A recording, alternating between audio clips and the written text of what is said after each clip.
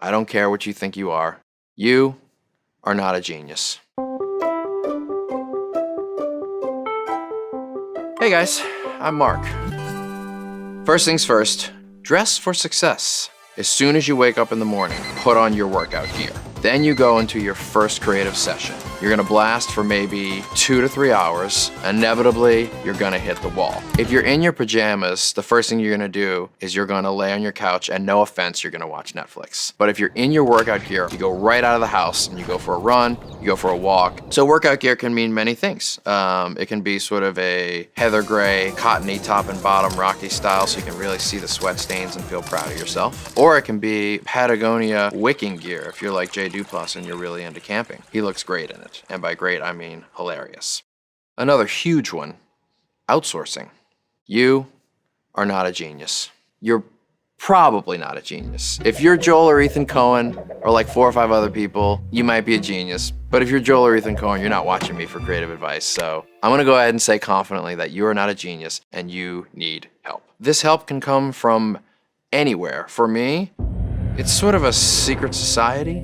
I've got people who function as the hammer, who I know will never say anything nice about me. I go there to get the really, really hard stuff. But after you've dealt with a hammer, you also need to go to the gloves, someone who's gonna gently prop you up, but make you feel good about what you've done. Then there's the tornado, someone who says, what if you did this? What if you did this? What if you did this? 99 out of 100 of those ideas are bad, and one of those ideas is actually good. And then you need the therapist, someone who will not tell you what they think about you because they make me come to the realization myself. This one's a little controversial.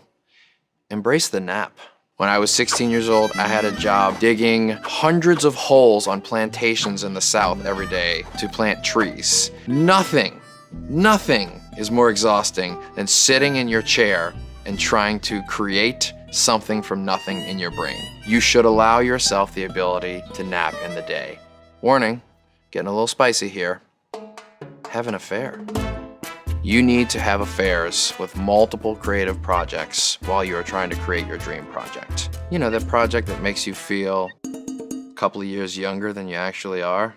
Takes you 2 or 3 steps further into Brooklyn on that L train, that neighborhood with the developing lofts. The project that already knows all of the artists on your Spotify Discovery playlist. That makes you think, if I just had this project, all of my life problems would be solved. And that ultimately you will realize was a ridiculous facade, and you will come running and begging for forgiveness from your monogamous project. But in the end, it brought the love back, and you will be forgiven.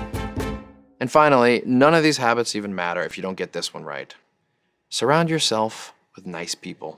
Being with people that you love, that bring out the best in you, is seminal. For instance, you might be tempted, if you want to be a painter, to be mentored by the great Pablo Picasso. Pretty good at what he does, pretty smart, pretty successful. Here he's a bit moody, a bit opinionated, not that nice to women. However, what if he's got like kind of a sad uncle, you know, like Paco Picasso, who makes like a nice paella, gives good foot rubs, ready to listen to you for hours about what you need in your creative process because he doesn't really have that much going on. He's not led by the bright lights of success. Paco Picasso is there for you. You can be there for him.